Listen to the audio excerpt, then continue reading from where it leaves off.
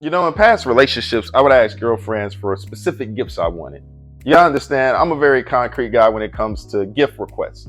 There's no flexibility for me in this area. In the past, if I wanted a PlayStation game for my birthday, then dang it, I better get a PlayStation game for my birthday. It has to be the exact thing I asked for.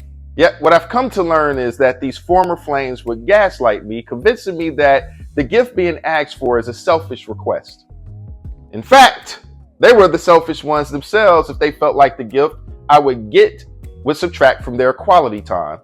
So rather than a PlayStation game, which I often played in my relationships, I would get tickets to a concert I really cared nothing about. But surprise, surprise, I found out that whatever gift she gave me was really for her convenience. So my special occasion was abducted for the sake of her feelings and satisfaction. Now, why do I share that with you? Because there's a parallel to this with school districts. And this is how they treat their teachers regarding student behavior. So rather than fix the real issue of why teachers are not returning, educators would just get money thrown at them or pacified by some other off-the-wall feeble attempt to keep complainers of the BS quiet. And this is where we are. Districts doing what's in the best interest of them, disguised as the best interest of the child. Now, one could say the same of child support. As one author puts it, anything that serves the custodial parent's lifestyles, preferences, and desires is always deemed to be in the best interest of the child. And sadly enough, the interests of children have become the shield of what is really the interest of the select custodial parent, and that's usually the mother. But I digress.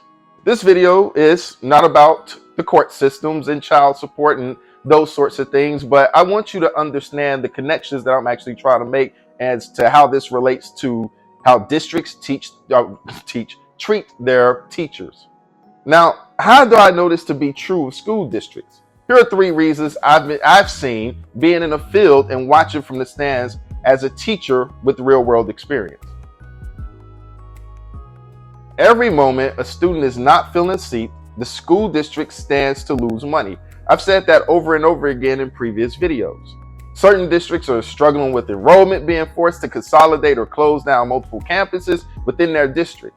I wasn't aware of this earlier, but the choice for certain schools to move to a 4-day work week has equally to do with funding and filling teacher vacancies.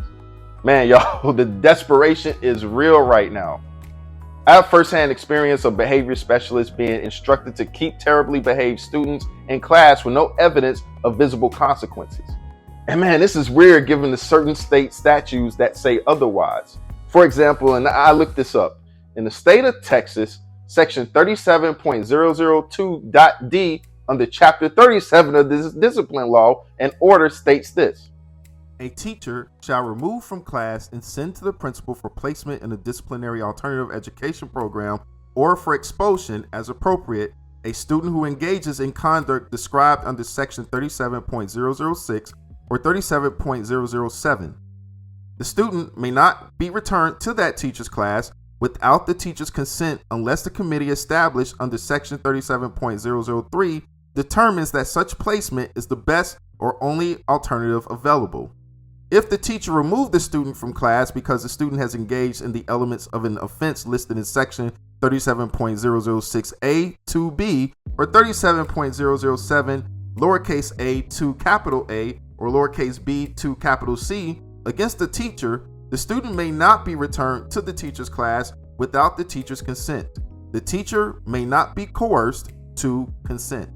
Now, granted, there are prerequisites and districts are required to establish a code of conduct through their board of trustees, which means that behavior standards will differ from district to district. However, statute requirements have to be present within those standards. Sending students back to class without following proper legalities is a no-no. And yet, some mind manipulation and screw with the mind can ensue. If the kids aren't in the classroom, how will they learn? How many times have you heard that before? The reason you may see students return to the classroom carrying a balloon, casually licking ice cream, or a Charms blow pop is that it's convenient and cost effective for districts to keep the most problematic students in class, even if it's at the expense of the teacher's sanity, up in the dosage on anxiety medication for that poor, dear, defenseless teacher. In a recent traumatic video of the Parkland High thug courageously slapping his teacher that was sitting down, if that teacher decided to entertain her proclivity to protect herself, naturally reacted to fingers to her face in any other way, then ironically, that would have protected the thug in question. And the district would have had a field day on that teen criminal's behalf. Now, it's my belief that because the district was under public scrutiny, they would have done the bare minimum to hold that student accountable or swept the incident under the rug altogether to avoid losing any funding for the school, especially if that student's absence risked monetary contribution for that new football field that they've always been wanting. Because students today are championed for exercising their rights, students cavalierly using their cell phones backfire on the district. Speaking of cell phone use, this brings up to our second tenet as to why student behavior can go unchecked.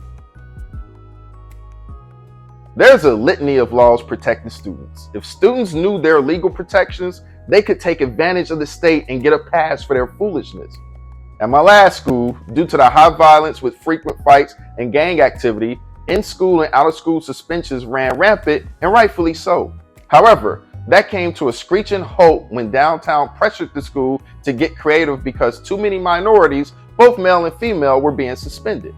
Plus, a lot of kids were homeless, which meant that there was a law protecting homeless students from receiving out-of-school suspension. So that meant these teens weren't the community's problem, but the schools, since they had no home to go to.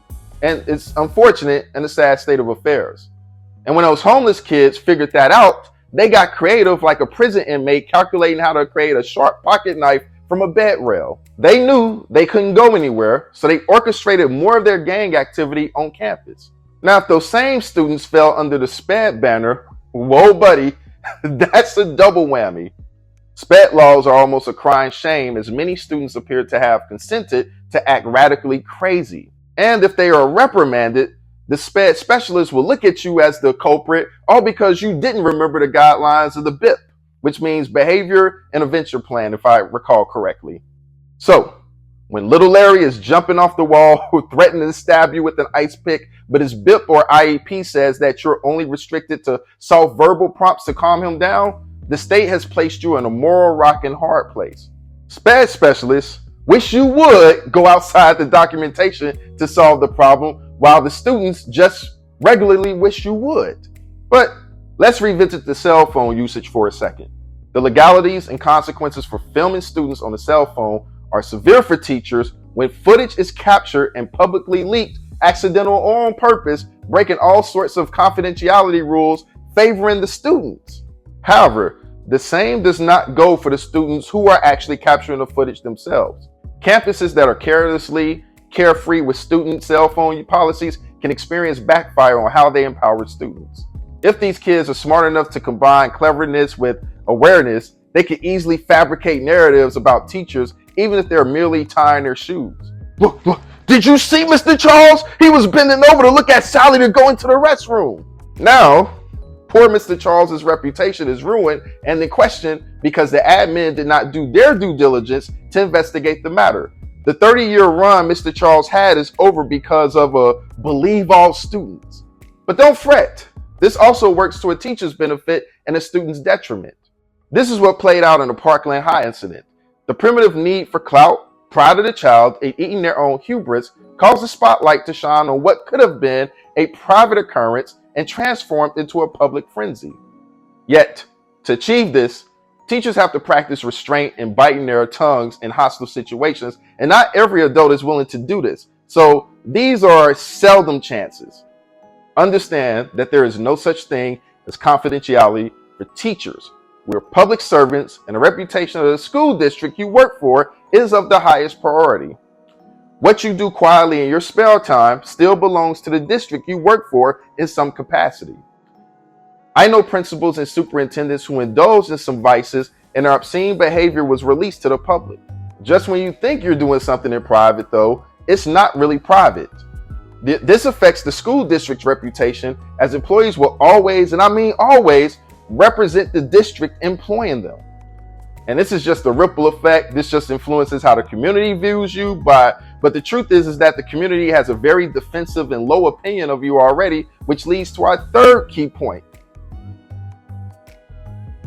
Let's face it, We live in an era where it sometimes feels like it's 3 against 1, even if that's not the reality. Norms have switched from students earning teachers' respect by proxy of being more experienced and authority in a room to now being reduced to gravel at the altar of the almighty pupil. In some weird instances, parental authority and admin will place the teacher under immense scrutiny, making them the primary source for a student's wicked behavior. Well, what did you do to make little John punch Terry in the face in the first place? How did you provoke them, Mr. or Mrs. Teacher person? Parents and administrators will do this as if kids are suddenly morally wise beyond their years, when in fact they can be emotionally impulsive. The notion of a village raising a child is now inverted. Rather than a parent working with the teacher to ensure the child is taught appropriately, the parent seems to always irrationally be on the defense as if someone is constantly out to get their child. Man, y'all remember that 22-year-old woman who taught ballet? She made a viral video because her students' parents encouraged their 5-year-old daughters to listen to some S-Red, I'm not going to say that word, and said that they didn't have to listen to their teacher if they didn't want to. Well, the often problematic single-parent culture influenced this situation by immorally supporting children, discouraging them from respectful behavior, and gaining respect through disrespect of that clear authority. And what's frustrating and funny at the same time is that ballet is usually a program you choose to put your daughter in. No one forced these parents to place them to learn graceful dancing. And that's the problem, which proves my point earlier. Parental communities usually see the public school as a huge daycare where they can get their me time undisturbed. Since the COVID unemployment checks, many adults who identify as parents have extended that me time until further notice. And there are other educational sideshows I'll elaborate on in my mailing list, The Teacher Show, which is in the pinned comment or description below, whatever you choose. And there you can read my insights, which are here for you. When student behavior goes unchecked for so long, sweet little darlings will evolve like Pokemon into criminals, the kind that you cannot catch. I taught one who evolved into a murderer, and you can view that criminal case right here in this video.